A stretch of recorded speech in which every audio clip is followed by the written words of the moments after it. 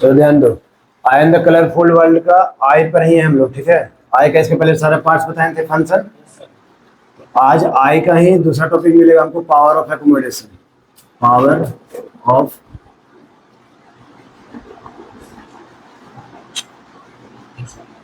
ठीक है।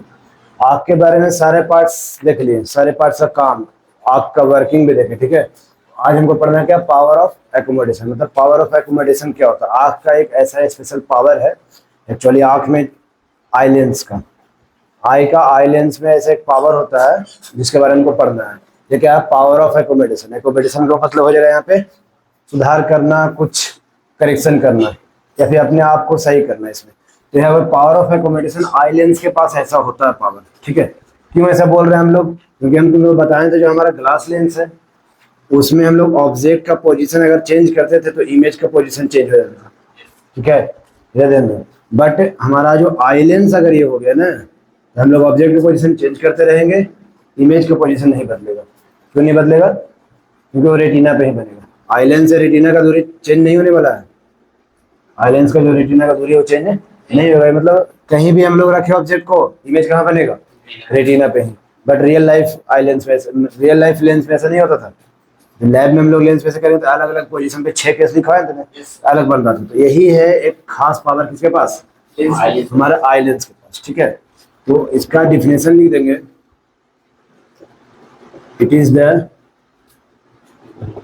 Ability of our eye lens, ठीक है। बस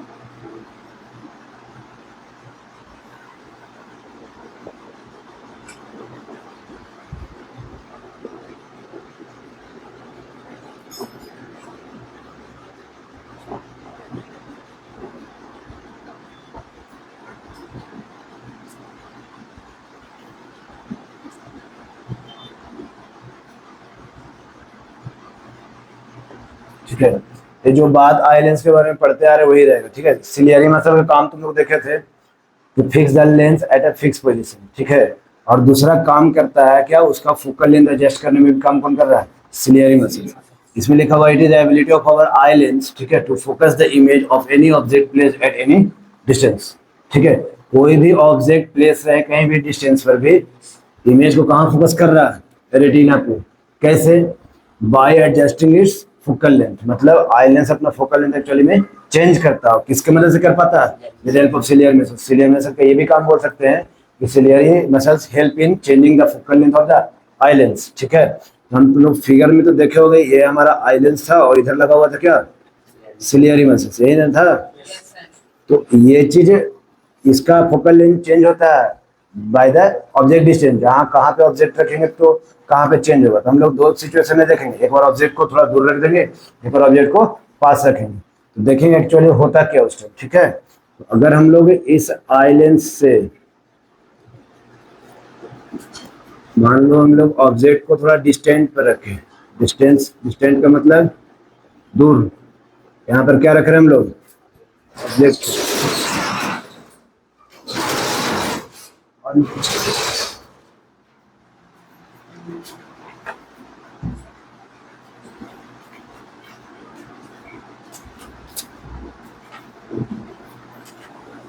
देखो जब हम लोग ऑब्जेक्ट को कहाँ रखे, कुछ डिस्टेंस पे, किससे, लेंस से।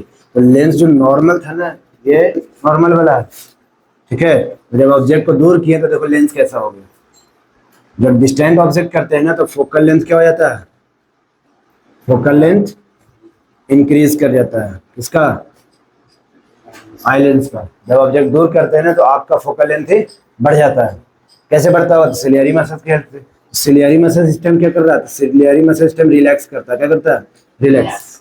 जब सिलियरी मसल रिलैक्स करेगा ना, जैसे ऐसे अभी यहाँ पे है, ये ऐसे लगा हुआ है इस तरीके से, और ये रिलैक्स करने के बाद तो ये अपना आराम से बैठेगा ऐसे। तो जब ये रिलैक्स करता है तो फोकल लेंथ बढ़ जाता है। तो कब बढ़ेगा फोकल लेंथ, जब ऑब्जेक्ट को हम लोग दूर रखेंगे। जैसे मार्कर अभी यहाँ देख रहे हैं, अचानक से यहाँ किए, फिर यहाँ लाए, यहाँ पे 25 सेंटीमीटर के बाहर रखना, यहाँ फिर यहाँ। तो इस तरीके से जब जब करेंगे ना तो कुछ मिली सेकेंड लगेगा इसको फोकस करने में तुम्हारे आँख को। तो यहाँ रखे, थोड़ा सा समय लगा होगा, फिर फोकस किया, फिर यहाँ रखे, थोड़ा सा समय लगता है, फिर फोकस कर लेते हैं। मतलब थोड़ा सा समय लगता है, कुछ ना कुछ समय लगता है इस मार्कर को फोकस करने के लिए। जब हम लोग डिस्टेंस को चेंज कर रहे हैं तब डिस्टेंस क्या हो रहा होगा अंदर में, ये कम हो जा रहा होगा, है ना। या फिर मान लो जब हम लोग लेंस से ऑब्जेक्ट को कहाँ रखे, नियर बाई, मतलब पास में रख दे, है ना। थोड़ा लेंस से क्या रख दे, पास में। इस टाइम फोकल लेंथ क्या कर जाता है, डिक्रीज कर देगा। फोकल लेंथ क्या होगा, डिक्रीज। अब इसी में किसके मदद से होगा, सिलियरी मसल्स की मदद से। कैसे, इस टाइम ना फोकल लेंथ डिक्रीज करेगा, सिलियरी मसल ऐसे होता है,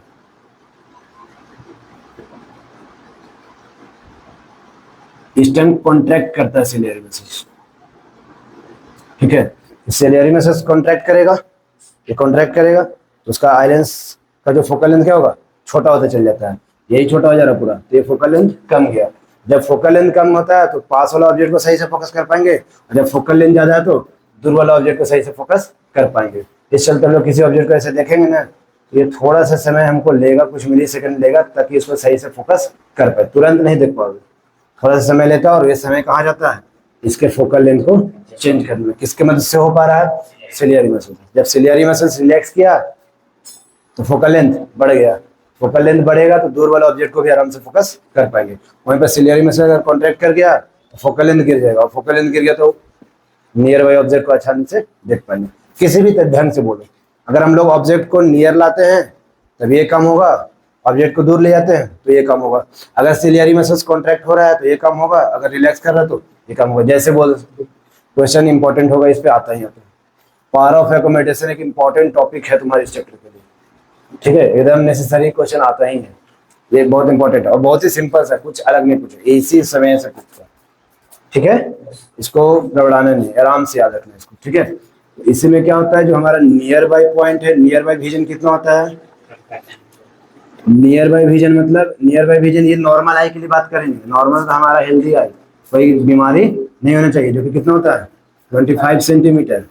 और हमारा जो डिस्टेंट विजन होगा वो कितना होगा, डिस्टेंट विजन इज, ये तो चलता वही इन्फिनिटी, ठीक है, इन्फिनिटी चलता है। इन्फिनिटी मतलब समझो कि 1-2 मीटर, 1 मीटर से बाहर, अभी के लिए इन्फिनिटी समझ लेना। तो नियर बाय विजन हमारा 25 सेंटीमीटर और डिस्टेंट विजन हमारा infinity for a normal human आई, ठीक है। ये नॉर्मल ह्यूमन आई है, खराब वाला नहीं है, ये नॉर्मल ह्यूमन आई है, ऐसे हमारा काम होता है।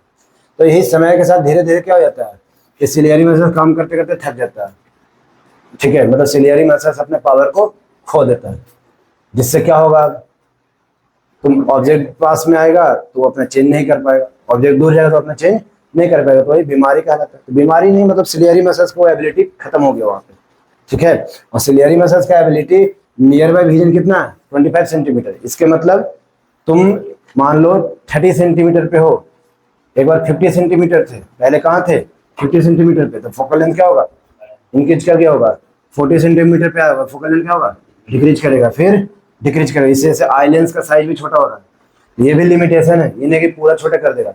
अगर तुम ऑब्जेक्ट को 25 सेंटीमीटर के अंदर ले आए, तुम्हारा आंख में दर्द होने लगेगा, स्ट्रेस फील होगा, क्यों, because limitation of ciliary muscles used यहाँ पे। सिलियरी मसल्स का जो लिमिटेशन था कॉन्टैक्ट करने का, आई लेंस को यहाँ पे लिमिट रीच कर चुका है, इतना से ज्यादा कॉन्टैक्ट नहीं कर पाएगा। कितना से ज्यादा, 25 सेंटीमीटर के पास, 25 सेंटीमीटर से अगर 24 सेंटीमीटर भी तुम ऑब्जेक्ट को ला रहे हो, उतना वो मसल्स क्या कॉन्ट्रैक्ट नहीं कर पाएगा, जिससे आई लेंस का फोकल लेंथ एडजस्ट नहीं होगा, और तुम किसी भी ऑब्जेक्ट को इतने के अंदर फोकस नहीं कर पाओगे, ठीक है, क्योंकि उसका लिमिट रीच हो जाता है, ठीक है। ये बढ़ाता है, छोटा बड़ा छोटा करता है, बट कुछ लिमिट तक। और ये धीरे होते होते होते होते जैसे जैसे हम लोग एज बढ़ेंगे मतलब बूढ़ा होंगे ना, तो ये अपना पावर को खो देता है, मतलब सिलियरी मसल्स लेंस को कॉन्ट्रैक्ट एक्सपेंड करवाना बंद कर देता है, जिसकी वजह से हम लोग कुछ नहीं देख पाते, या फिर तुम्हारा नजर कमजोर होने लगता है, क्लियर। तो ये तो हो गया उस टाइम की बात, ठीक है। और ऐसे सिचुएशन में हमको कैटरेक्ट नाम का बीमारी देखने को मिलेगा। इस टाइम जो डिफेक्ट होगा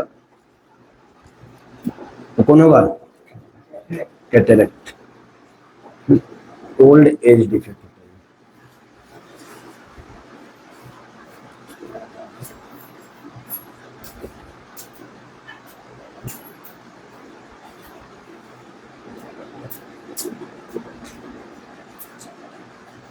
इसमें क्या देख रहे हैं, due to weakness of ciliary muscles, ठीक है, जब ये सिलियरी मसल्स अपना पावर को खो रहा है, तो समटाइम द क्रिस्टलाइन लेंस, जो हमारा आई लेंस है, the people at old age become milky of crystalline lens of people at old age, ठीक है, आई लेंस के बारे में बता रहा है, बिकम मिल्की एंड क्लॉडी।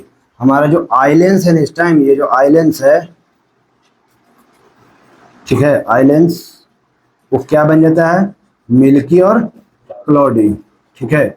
मतलब अभी हमारा आई लेंस बिल्कुल क्रिस्टलाइन है, सही से ऑर्गेनिक पूरा है, और उस टाइम के बाद क्या होगा, मिल्की एंड क्लॉडी, उजला पड़ जाता है, पत्थर जैसा हो जाता है आँख उस टाइम, मतलब पूरा आँखी का अंदर वाला क्या होता है, आई लेंस पूरा उजला पड़ जाता है, हार्ड हो जाता है, ठीक है। मिल्की एंड क्लॉडी होता है कब, जब वो अपना पावर को खो रहा है, समय के साथ बूढ़ा होते थे। इसमें बोलता है this condition is called cataract, इस कंडीशन क्या बोलते हैं, कैटरेक्ट। जब हमारा सिलियरी में से पूरे वीक हो जाता है, eye lens milky and cloudy turn up हो जाता है, मतलब अब आइलेंस के पास भी कोई पावर नहीं रहा, आइलेंस भी अपने पावर को खो दिया, तो उस टाइम हमारे जो बीमारी होगा उसको क्या बोलेंगे, कैटरेक्ट। अब इस बीमारी का कोई इलाज है, ट्रीटमेंट अवेलेबल है, तो देखो अब आइलेंसिक नहीं रहा तो दवा खाओ चाहे जो खाओ, अब सही नहीं होगा, ठीक है। तो एक ही चीज बचता है, ऑपरेशन या फिर सर्जरी जिसको बोलते हैं, आंख में ऑपरेशन के जगह सर्जरी बोलते हैं, तो आई सर्जरी तुमको करवाना पड़ेगा, आई सर्जरी। आई सर्जरी में कैटरेक्ट सर्जरी बोल दो, मतलब सर्जरी का सहारा लेना पड़ेगा अब यहाँ से, बिना ऐसे अब ठीक नहीं होता, पूरा आई लेंस ही चेंज करना पड़ेगा अब, अगर करवाता हो कोई वहां पर तब, ऐसे तो बुढ़ा में तुम्हारा काम नहीं है करेगा। तो ये है तुम्हारा पावर ऑफ एकोमोडेशन, ठीक है। एक डिफेक्ट इससे रिलेटेड पढ़े हैं, बट हमारा एक डिफेक्ट, दो डिफेक्ट, तीन डिफेक्ट ऐसा है जो हम लोग पढ़ना और है अभी, ठीक है। ये उतार लोगे, इसमें कोई दिक्कत कहीं पर, एक बहुत इंपॉर्टेंट टॉपिक है, जितना भी हम बताएं यहाँ पे अच्छे से याद रखना ये, और इसके बाद डिफेक्ट जो पढ़ाएंगे ना ये भी, मतलब इससे क्वेश्चन दम रहेगा ही रहेगा, और न्यूमेरिकल पोर्शन भी है, तो अभी रुकेंगे, इसको पढ़ाएंगे ना, इसके बाद डिफेक्ट, तो आई खत्म, बचेगा कलरफुल वर्ड, तो 2 दिन कम से कम ब्रेक लेंगे आराम से, और 2 दिन में न्यूमेरिकल प्रैक्टिस सब करवाएंगे आराम से, ठीक है।